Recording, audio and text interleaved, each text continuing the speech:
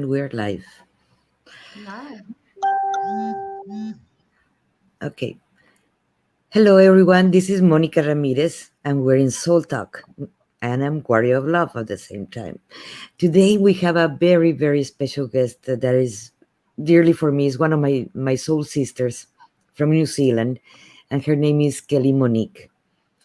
And before we start asking her questions, I would like to tell you a little bit about her, who she is. That besides that she's magical and amazing sister, an amazing human being that I admire so much.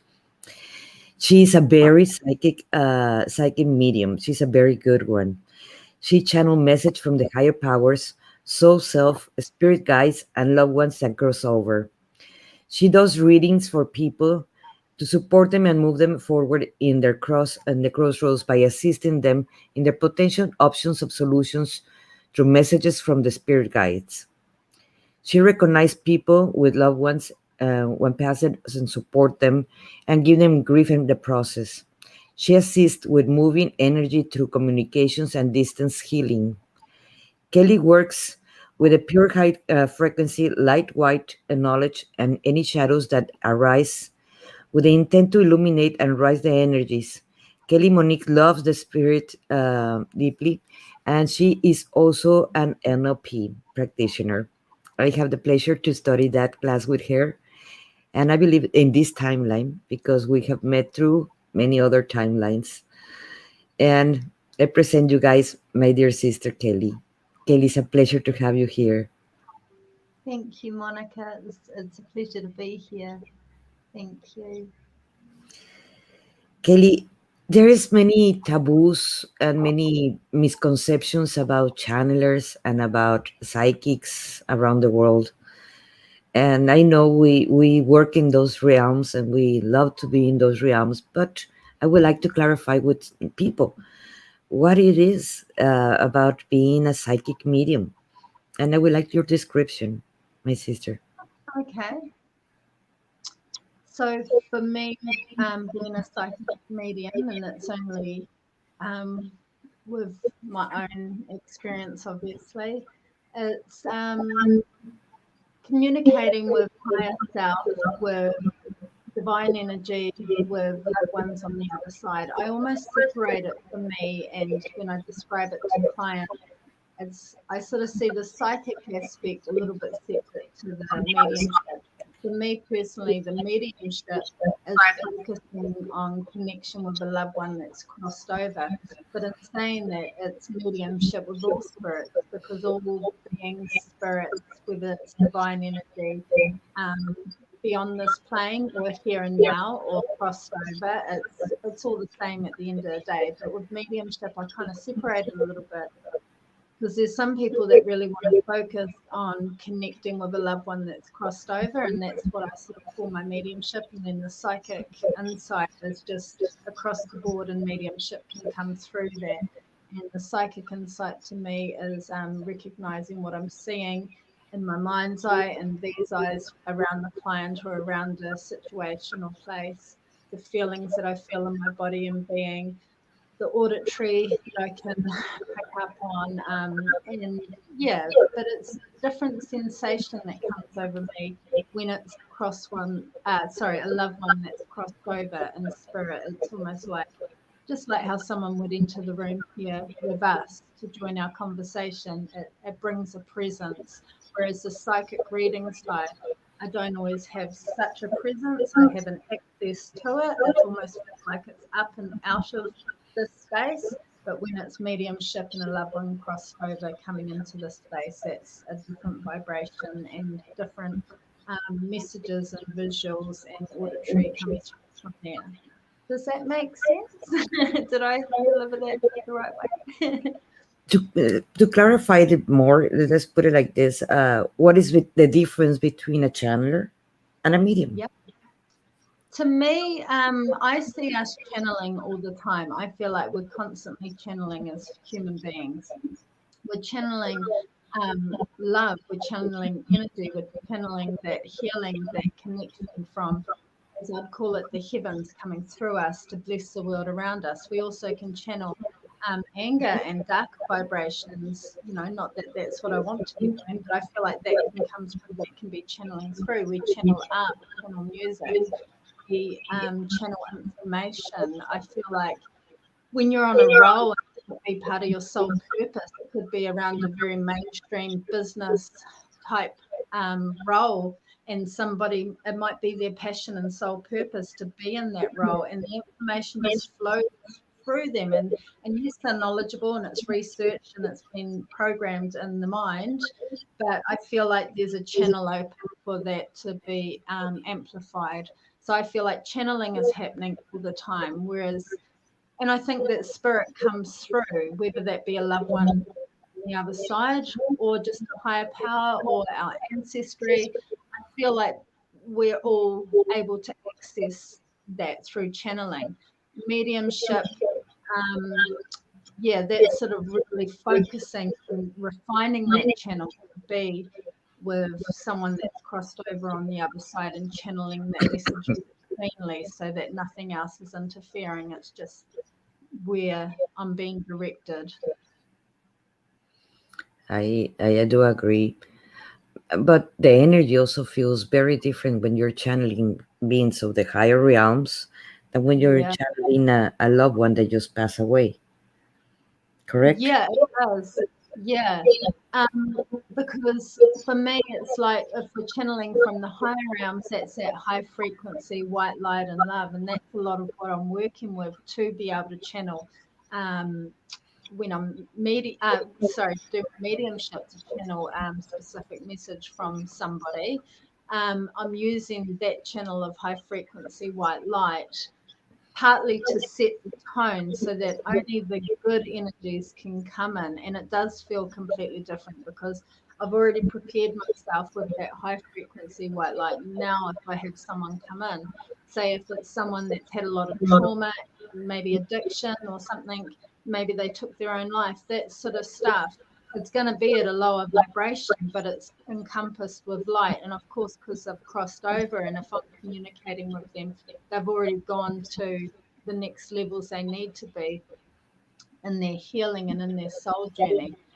Then it does feel different. It's just encased in that light that we're talking about channeling, or that higher frequency. So that is there, but it's almost like the foundation preparation for that clean connection. It is like channeling a being still with their ego, because even if they pass over, they died still with their ego, and so they can clear it out. Sometimes I do prefer to talk with the higher self of the person that died, that to speak with the ego person that's still there trying to battling what I did wrong in the timeline. Or what do you, or how do you work with that with clients? Because if they wanted to talk with their father, sometimes the father is still has their ego conscience, except for the higher being, the higher self of my father. Let's put it like that. I just put an example. So like that, Yeah, I that's good.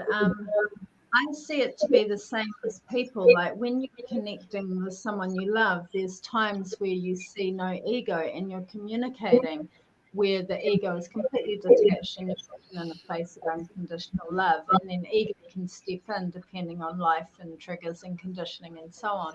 For me, with spirit, once I've crossed over, I often don't feel, sense, and see the ego, but I can feel and sense and see the ego or the echoes of the ego from when they're alive. And maybe they carry that over also to describe who they are and to put some pieces together for us to recognize them.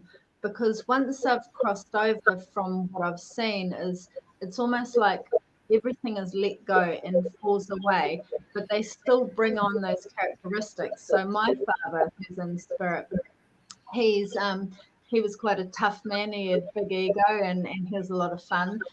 But he had a way in his life which his ego would show up.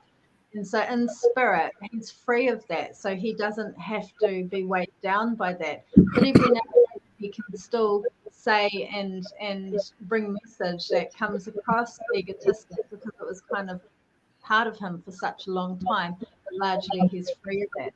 So it feels like I'm able to, I don't know, I don't believe I'm removing their ego, but in the space that we're in, both of our egos have kind of fallen away. It's removed because that's something that I do when I go into practice. I'm making sure I leave my ego aside because I've got an ego, and because that's not going to help with the message, because then I'll be attached to the outcomes. And spirit kind of does the same when I'm communicating to get those clean messages. How do you know when you're receiving a message that you know that is like there's spirits or beings that are tricksters, let's put it like that. Yeah. And sometimes you can feel that information is coming with a private agenda that is not the agenda that actually is from the light or love. And how do you distinguish that?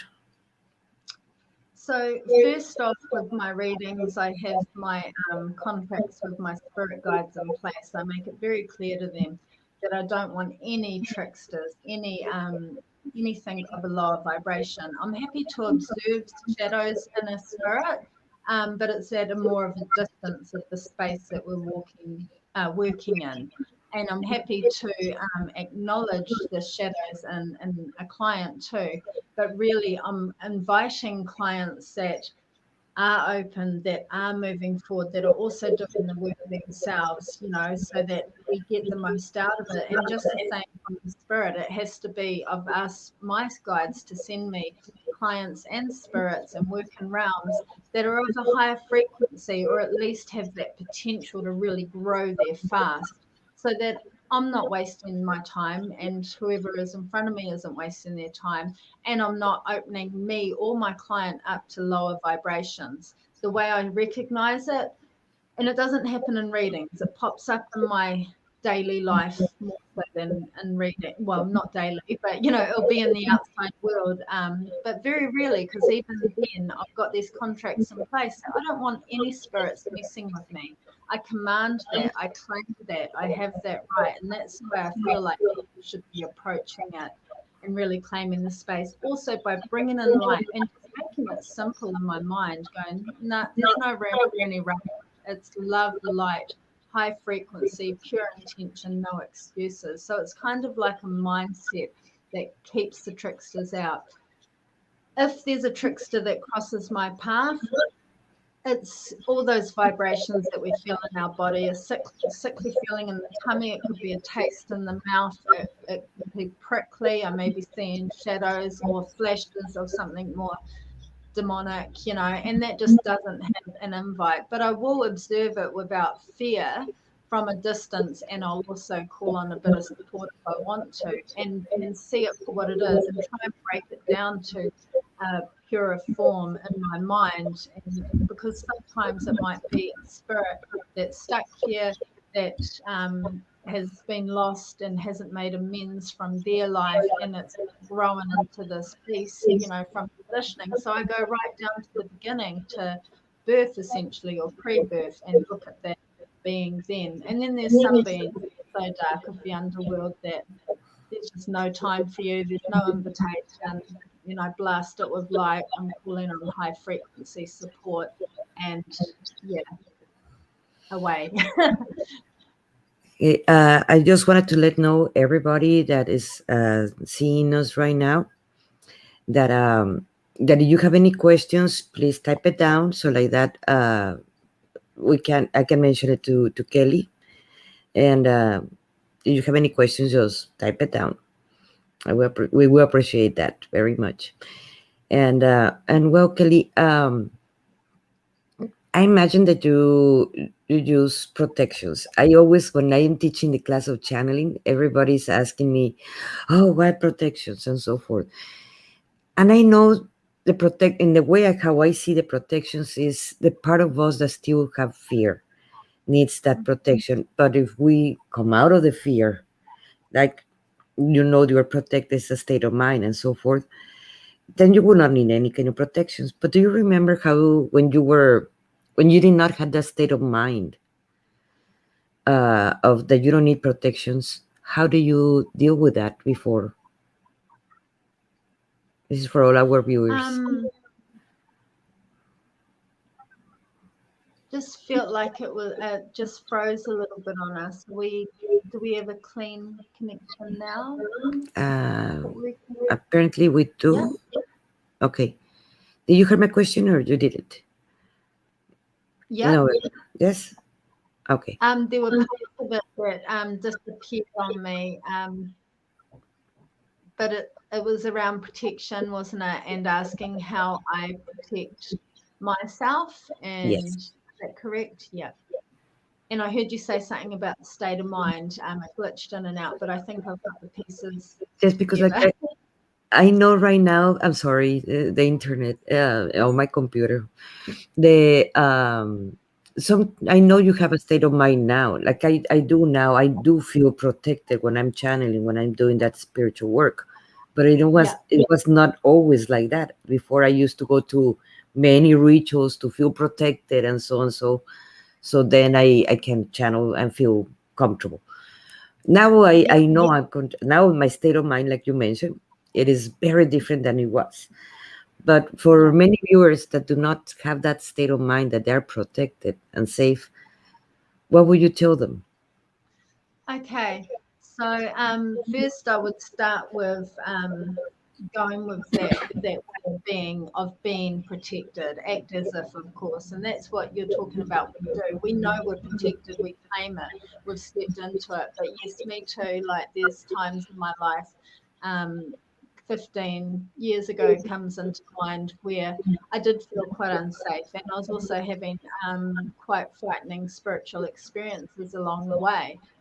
So it really was practice, practice, practice. And for me, that was lasting light. That was, I grew up Christian, so it was like, okay, I'll call on Christ like energy. I also had a connection with the goddesses and Mother Mary. So I like would always turn to a light energy, whether it be gods or goddesses. Um, it could be my grandfather on the other side because I felt very safe with him. So I would be calling on that support. I would be praying. I would be praying to be safe, in a ritual. But the more you do it and the more you recognize that it's working. Someone said to me years ago, here's a prayer, and the prayer was spirit guide of light of mine, clear my aura of nonsense spirits and put in its place of protection for a lifetime. And so I used to do that over and over, and he laughed at me. This is an older gentleman, and he just laughed, and I didn't know why he was laughing. He says, don't you believe, that you're worthy of receiving what you've asked? You've asked for protection for a lifetime. So he almost said, stop it, stop asking for protection and just trust. And so that was a big turning point for me.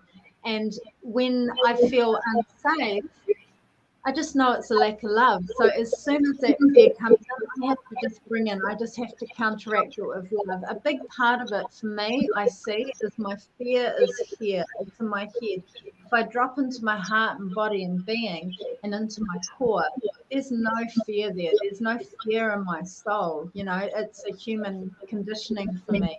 It's so if I can just bring my attention to heart, body, and soul and get out of the head and out of that programming that tells me to be afraid and manifest frightful situations, then I am safe. So it's about claiming it.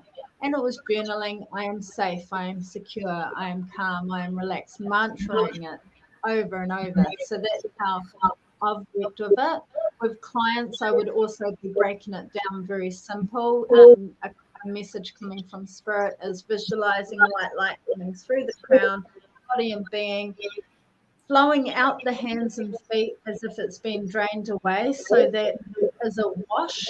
And then once you feel that, or you just imagine that being done, because you don't have to feel it, just imagine it's done and make it quick.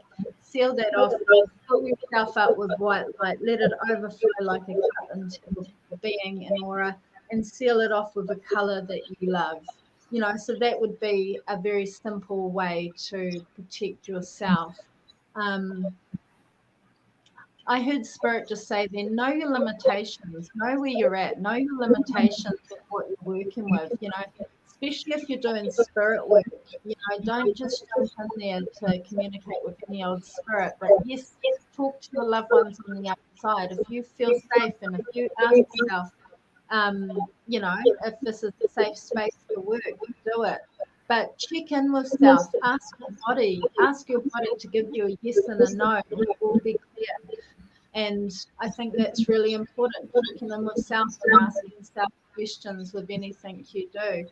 And even if you feel unsafe, am I safe? You'll get that response. If you're getting a response that you are somewhat unsafe, what is it that I need to be doing? Like really just keeping that communication with self and higher self going, and not listening from here so much, but listening in the heart and in the body and the higher frequency. I do agree with you. Hey, we have a question from Catherine. Can you read it? Yeah. With such a gift, Kelly, how do you know that you were called to do? What were the signs that you were followed? That's a good question. um, in my childhood, I felt a desire for there to be something more than the mundane reality around us. And I'd talk to animals and talk to the stars. And so I think about that, like when I started to really spiritually awaken and recognize what I was doing later in life, I think back to my childhood and some signs and synchronicities. I picked up on things, so I'm looking at my timeline and going, where have I these signs that there's something more going on magically?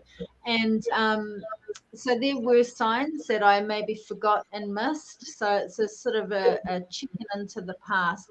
It's also so important about going where you feel like if you've got a strong vibration around, say, connecting with spirit or white magic or whatever it might be, it's part of you, like it's probably part of your past life. I really see that a lot in my book, myself, the aspects of the world, culture, even religion, or occupations, or anything.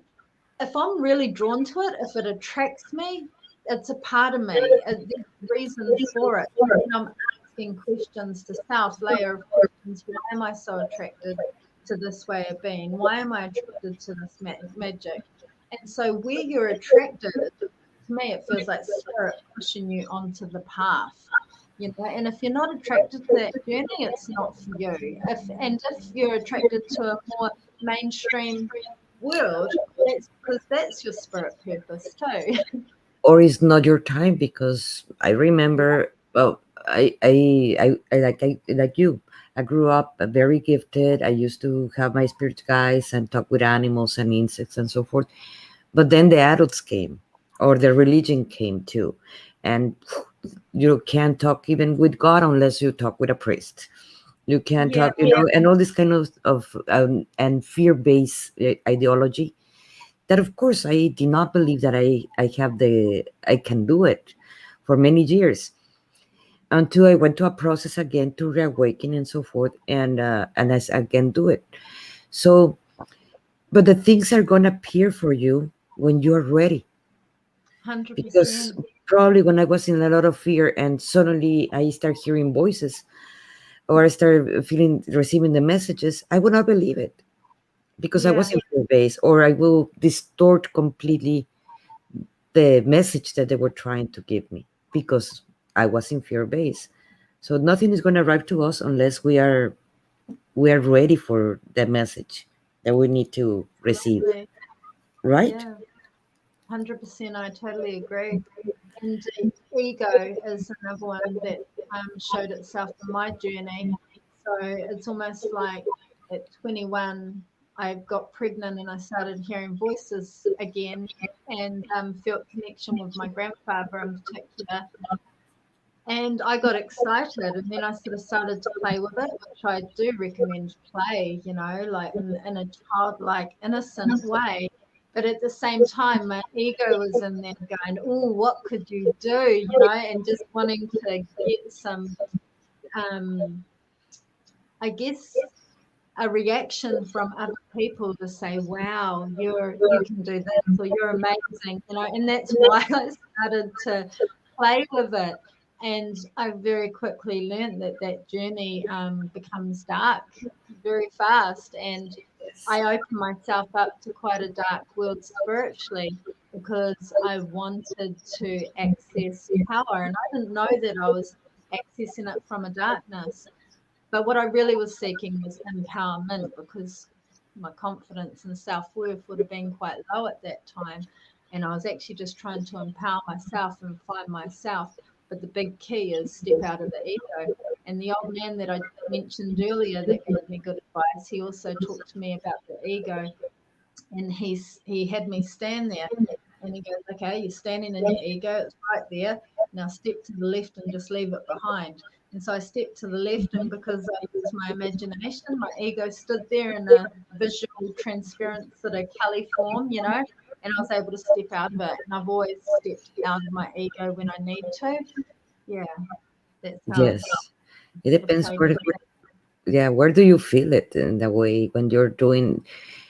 I've been reading right now again the love one of Ra, and one of the when he's talking about the I know he mentions shit, I forgot. I'm sorry for my word. The densities. Or the densities. Basically, he's talking about dark entity can go to even to the fifth dimension, but that's where it's gonna stop because it don't not allow the fourth dimension, that is the heart, the love, the unconditional love, to actually work with that. So it can go more up from the fifth dimension because it actually can't even enter into the fifth dimension because it's not working with unconditional love. It's only by power and so forth.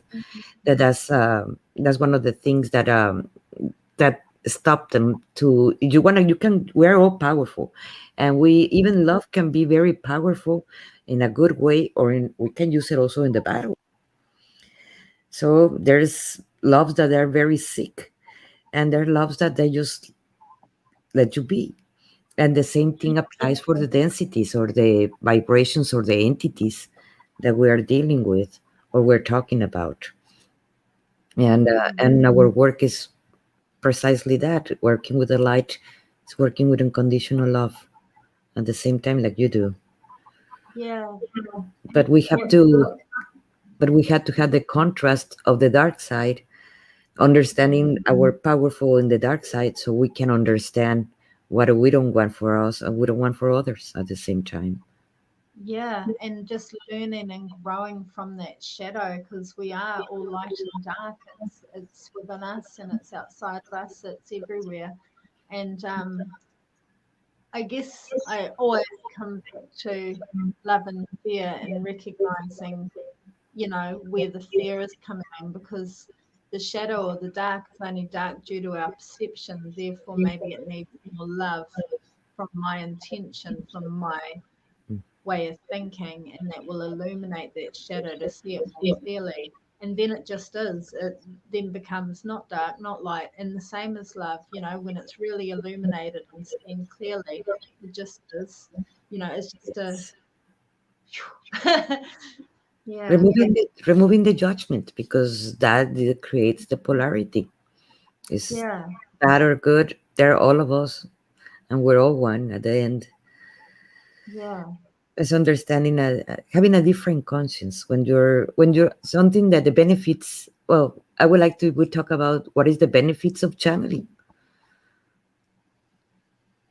Oh, it makes good decision making when I'm trying to find something at the supermarket to cook, or honestly, I use it all the time. It helps. When we're talking about channeling, say message for self or messages, it helps keep the path clean and clear. So sometimes it could be as simple as, so I'm bringing it into my personal life a little bit, but in the way of working with it every day. I might really want to go out with the girls that night, but then I question it. So if there's a question, then I'm asking very cleanly to my higher self and to spirit, should I be on this path tonight? And I might get a calling to stay home, but I don't want to stay home. I stay home, because that is the message from higher self, high frequency, and pure intent. And so when I'm channeling for other people, it's really about finding a path, or exploring a path with them in support of their journey, and looking at it with more clarity. So to me, the benefit of channeling really is for clarity to make our decisions. It might sound like I'm getting something else to make a decision, but like I said, it's like I already feel like, I've got a question around that. So I channel information to help make my decision, but also to support people in other decisions. And then the mediumship channeling, that's channeling information from another being. So that's just communication. Isn't it beautiful that, not just with me, 'cause it's not me, it's really the person that's showing up, that's manifested that point in time and experience and calling for their loved one on the other side. And their loved one will find a way to get to you and communicate, whether it's through me or another medium, or yourself. There'll be messages happening all the time. And it's so the benefit of that is just reconnecting us and recognizing that there's no true separation, and love is infinite, and that is just beautiful, and that is what brings us back home to our heart and our true self and the truth. So it's honest. So that feeds my soul with channeling too. It's true and honest. We have a comment from Catherine. It says, observation as the two of you keep engaging conversations, each of you are becoming brighter.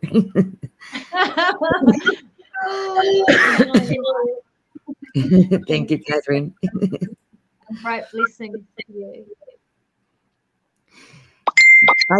I have encountered in my experience of channeling that also the understanding more my capacity that I did not have before I started channeling more often, it have changed.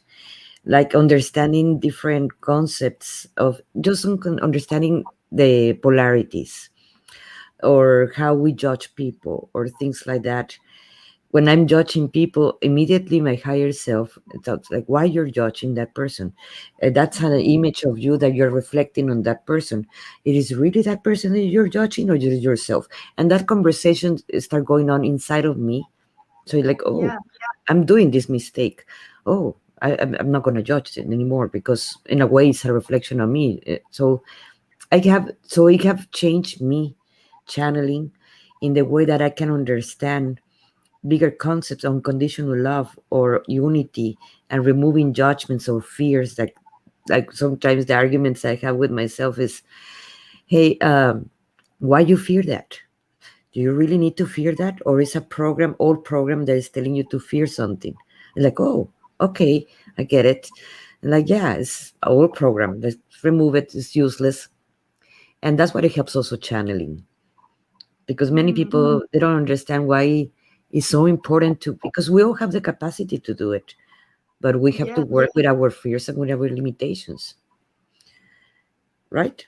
Absolutely. Yeah, I totally agree. We all have, well, we are doing it all the time, whether it be positive or negative, channeling is happening the way I see it. And our conscious or subconscious intention is connected to that channel, that channeling. And so, yeah, when it's a conscious intention, and to be observing that channel is a beautiful, beautiful thing. And so is the subconscious channeling, because people don't realize that sometimes when a friend turns up with tears and they wrap their arms around them, and that friend melts in their arms and they feel so safe and warm, that they are channeling the frequency of light and power and healing, and they can actually change that person's life with a hug. It could be a stranger, it could be a smile in the supermarket, an exchange, just an acknowledgement, and they're channeling. To me, it looks like light, and that's coming through and out, whether it's out the eyes, whether it's out the heart, or from the hands, So I feel like channeling is just constantly happening anyway.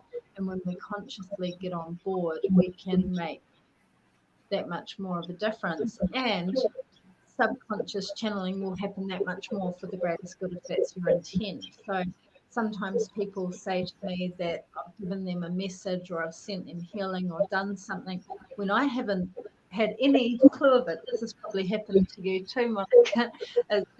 It's fallen out your mouth or just Yes. showed up with the intent to love and care. And so, yeah, channeling just is constantly happening, isn't it? Yes, it's sometimes now I learned to shut up. Yeah. At the beginning, I didn't, and so it got me in a lot of troubles, and maybe still got me in troubles because people are not prepared sometimes to just. I am not filtering. I'm not trying to stop it. Sometimes the message is not for me to even to understand. It's for the other person the message, Yeah. and they will understand. And sometimes they're not prepared to listen to it. So that can Yeah. get us in trouble sometimes, right? Yeah. And that trouble can actually be okay sometimes because who's to say our role is always meant to be love, light, and fluffiness, when sometimes it's meant to be scratchy and uncomfortable and pushing outside the comfort zone, even if that's not our intent. But something that comes to mind is my old man Bill that I keep talking about, who's my mentor.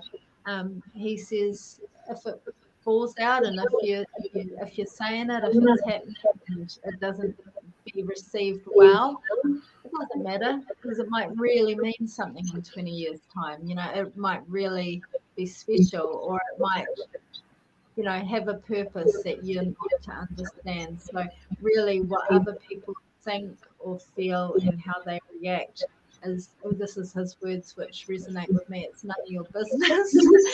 Like I have empathy and love in my heart always, but if someone's taking it away or I don't want to say wrong way, if someone's taking it in a way where they don't like it, they don't want to hear it, or they're not meant to hear it at that time, we really just have to let these things go and focus on our own truth, Yeah, I think, I and still agree. learning.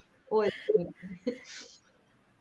Hey, beautiful. I know we studied together NLP, and do you use any of the techniques with your clients for healing purpose? Yeah, I these days call it pathway work because it feels like it's a little bit of hypno, it's a bit of meditation. I move energy from my body, so it's like an aspect of them into my body and being. I can feel the sharpness of body emotions, and then I can recognize it and move it from mine. So while I'm doing, I don't always call it meditation, but I like to sort of drop someone into a state of relaxation where the subconscious and conscious are taking it all in and speaking to the whole being, body and being, and then supporting them with their desired outcome, their programs that they want in place, or maybe remove things that no longer serve them while doing that healing through communication, through distant healing. Um, I kind of mushed everything together. So yes, I still use it almost every session in some way or another, even if it's as simple as reframing things for people. That's meant to be. But it's like our guides will, whatever our tools are, will give us our toolbox and pull tools out and for us to use and however they come is how it Yes, unfolds. because it's not a limiting practice, the NLP, that do not let you use your psychic or medium or channeling abilities or Right. any other ability that you have. It is open in a way, so we can use it because we feel it. We feel the person, what is going on, and so forth, and that's our psychic part. That doesn't have to do with NLP. We just combine them, the toolbox, like you say, and that's an awesome practice because of that. And and yes, and I did became after that BQH, that's hypnotherapy too, but it's kind of the system of Dolores Cannon, but not through Dolores Cannon. It's from one of her students, Candace Crawford, and And after I finish it and I study and I practice with many clients, I understood that that was also part of NLP, the Milton model, and um, and that is very helpful sometimes when the people are stuck. Yeah. And how do you practice that one with people? How do you work with that with a client? Just tell us just in general, how do you work with a client? You receive a client that is in trauma, or is in fear, or they is in removing limiting beliefs. How do you work with them? Okay. Um,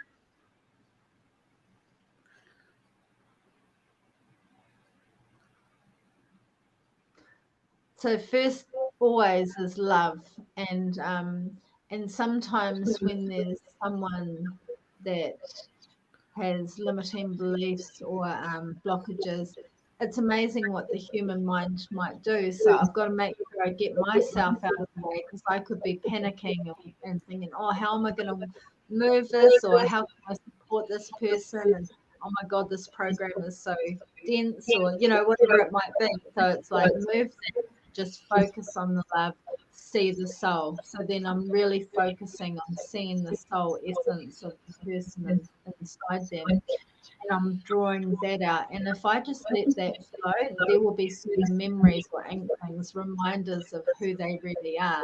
I feel like with these blockages, it's storytelling a lot of the time, stories that they've told themselves, conditionings, it's, these programs, right? And so I try and bring it right back to the cleanest program that I can see, which is the authentic blueprint or the original of their soul. Try and go back to that. So it's almost like I'm accessing them before birth, so going right back in the timeline or even past life. So that can be useful. It's such a good question, because there's so many ways that we can work this. But I think I used to put people on my healing table and do energy healing and read through the energy and work it that way.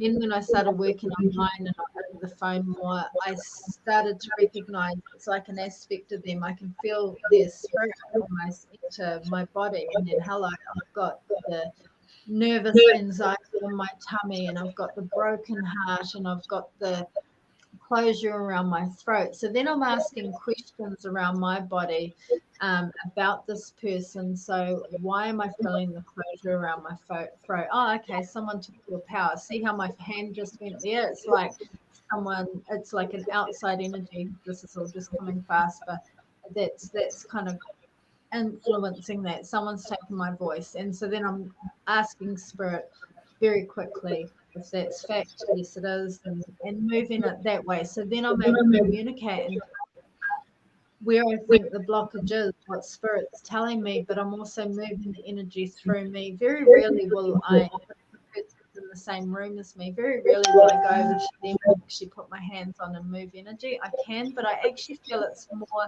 efficient these days for me to do it through me, because then I can feel when it's really gone. Because when I feel someone else's energy, I can feel when it's gone and going, but I'm not inside their body. But if it's like that inside mine, I can feel if any niggles or residue, because once it's gone, it will be free and I will feel like me again.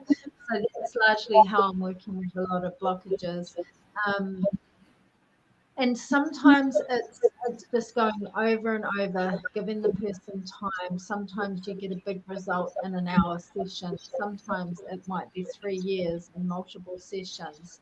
And being patient in their journey, and just recognizing that we're not looking for the end result. We're focusing on the goal, but not expecting it at any particular time, claiming a healing for the greatest good without having these smaller human expectations, because I feel like that interferes with the process.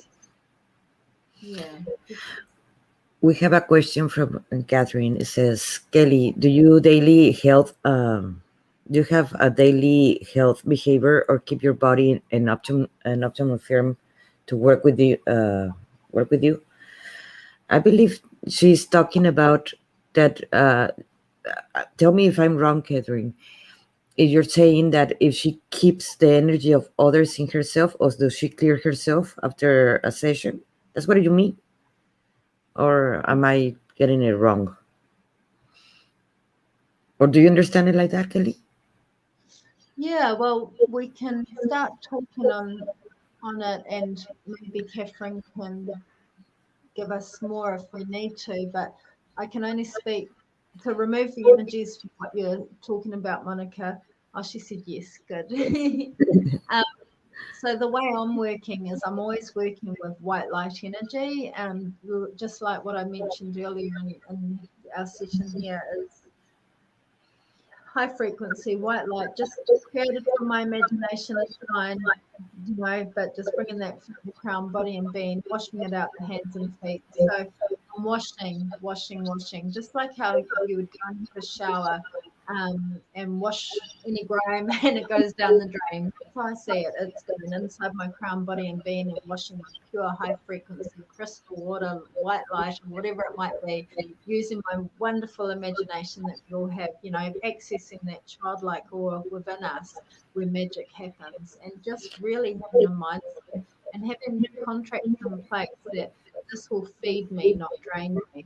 So that's how I clean, is just a lot of the time it's visualization, but there are things that can help, like yes, I need to eat after sometimes, and protein is usually what my body craves, and something like nuts, or yeah, just something to eat to ground myself. Hands on the grass if I feel up and away, feet consciously on the ground. But it's actually quite a quick repair.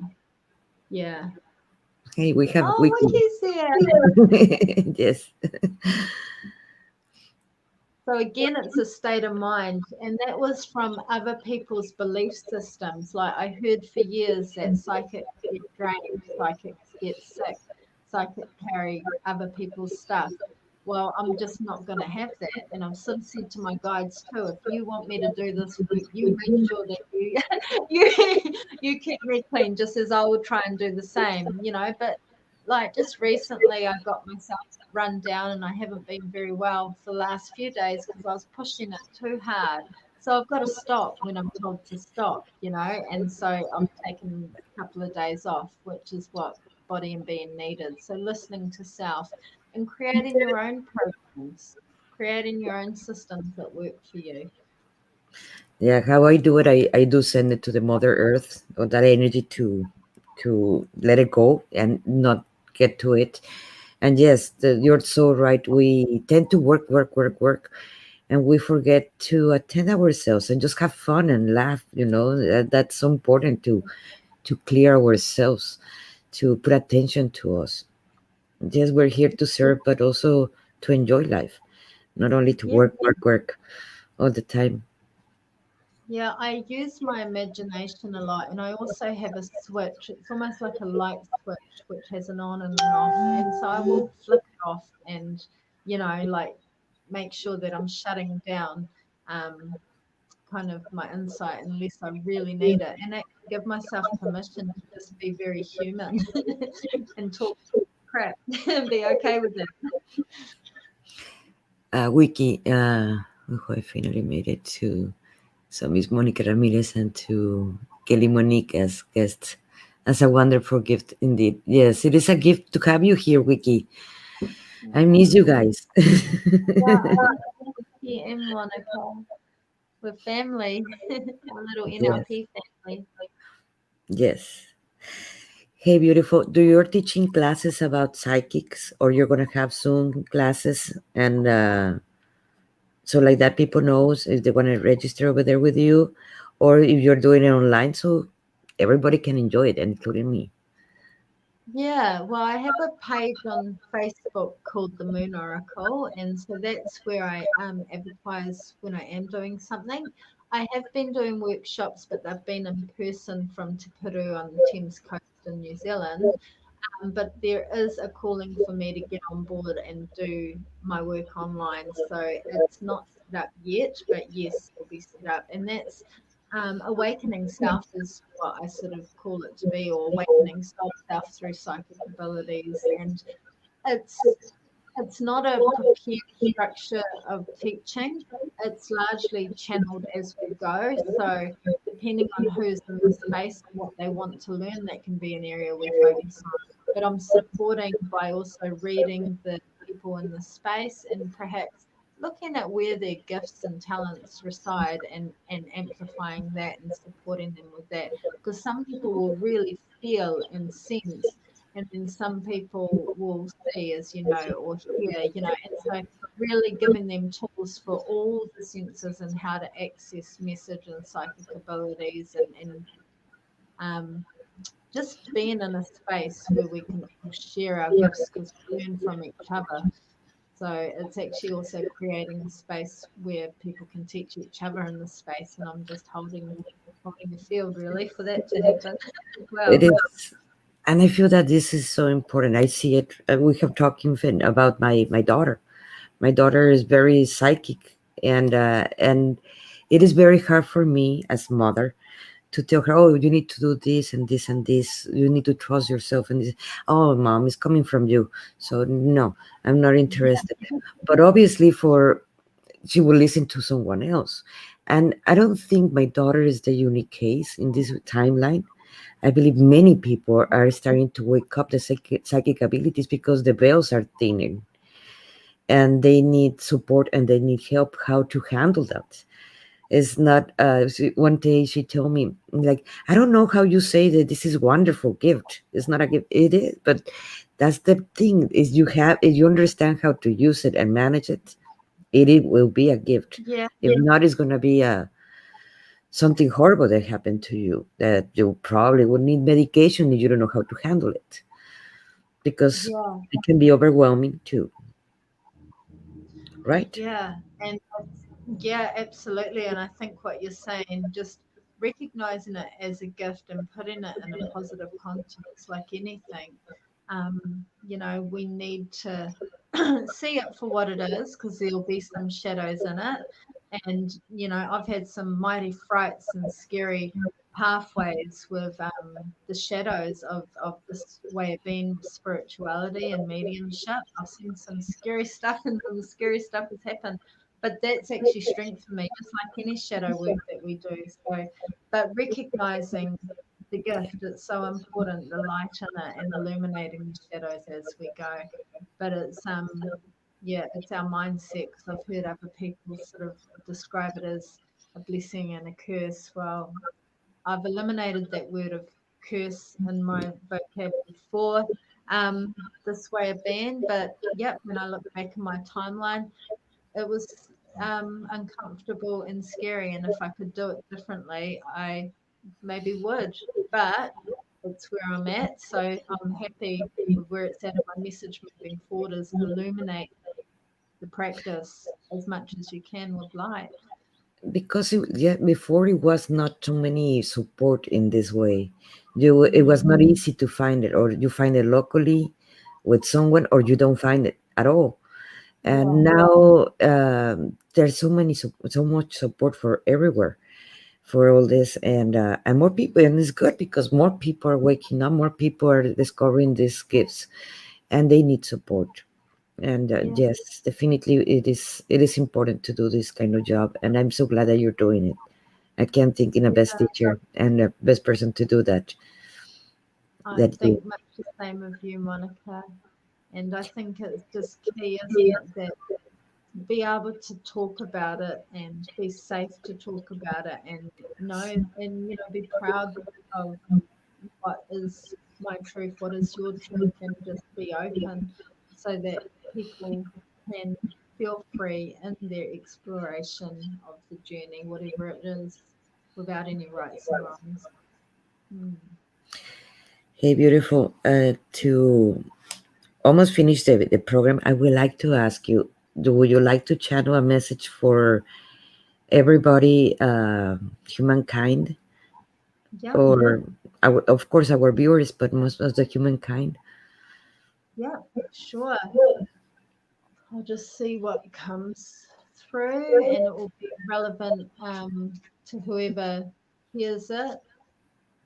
And there'll be other layers to it, and just inviting whoever does receive it to perhaps interpret it for themselves in their own way and invite additional meaning.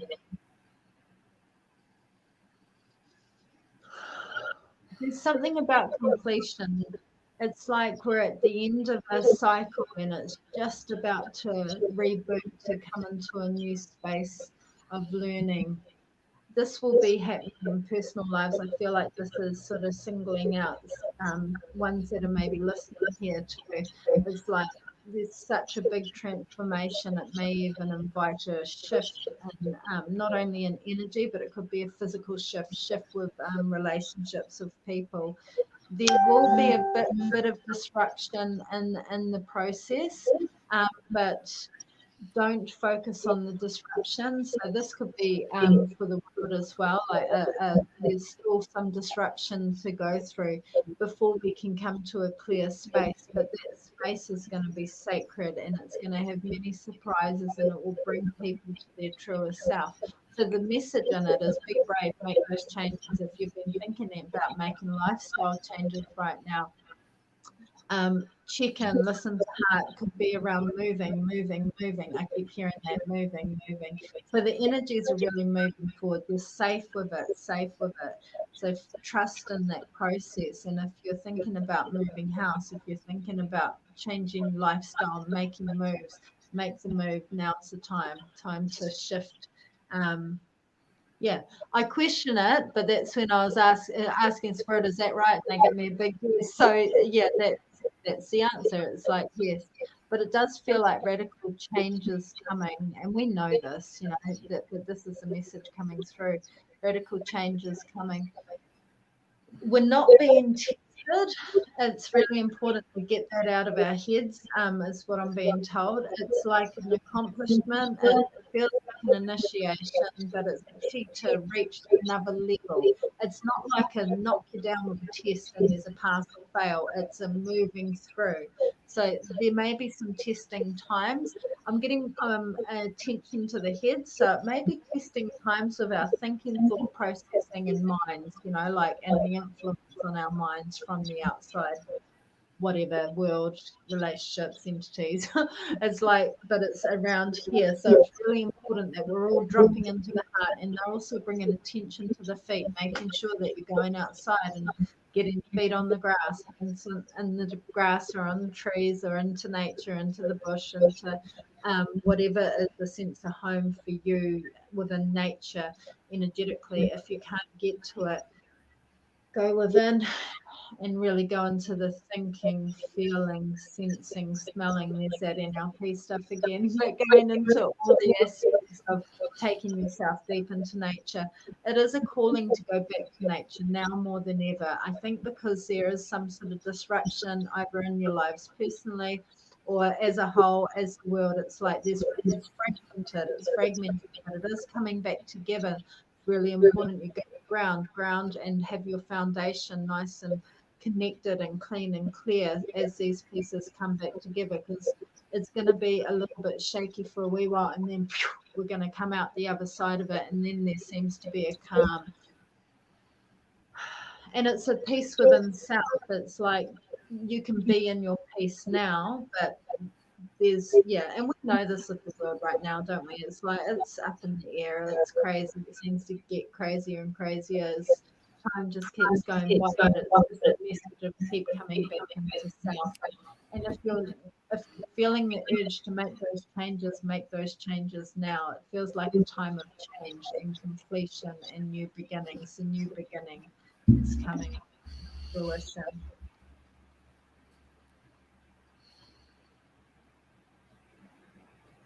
It just went really quiet. It feels like that. But you're right. There are many changes that are coming and that we know it. I don't think only the psychics know it. I believe the worldwide know it, that there's the world changing, and to be prepared and to be ready, not in chaos, be in love and in the light. So like that we Yeah, all can help each other. yeah. Thank you. Vicky. Thank you Thank for you. the beams of light, for that message. You're welcome. And just as a final note to that message, I got quite cleanly and clearly our loved ones do want us to take a moment and really speak to them and listen to them. And that might not be you hearing them with your ears. you might hear them within your body and being, or something synchronistic happening around you. Be observant. When you ask for them, they come. When you talk to them, they respond. Just don't have the expectations of how that response is going to come across, and then you'll start seeing, feeling, hearing so much more. But it's like I'm just hearing from spirit, whether this is the one person or a collective. I love you and I see you. I'm here for you. I'm here. Like there's a message of I'm here, and ask me. So it's spirit, reminding us to ask them for help. We're not going to bother them when we're asking our lovely grandfather or father or mother or lover, whoever it might be that's in our heart. They are in our hearts, and when they pop into your mind, that's not them popping into your mind. That's them showing up. So be observant. That is true. We just need to ask. Yeah, yeah, Because remember, we have our free will and they can't intervene.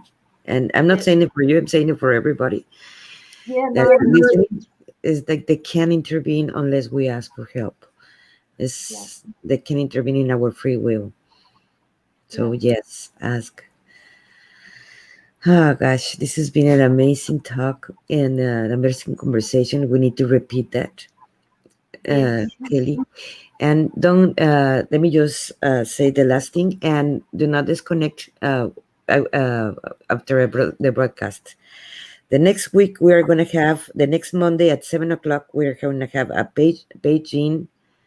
She is in, I believe, in Japan, and she's a Reiki master, and we're going to be having a conversation with her. Thank you, everybody, for your presence. Thank you for being here, and thank you, Kelly. It's thank really you. my pleasure to love with to talk about love, because this is love channeling, and mediumship and helping others is about love in Yeah, reality. So and thank I you, love you, Monica. Thank you, and and thank you for yes, participating. yes, I have listened to both. Very humbling and listening. Thank you, Catherine. Thank you for listening to us. Thank you, Yes, Wiki. Thank thank you, you. everybody.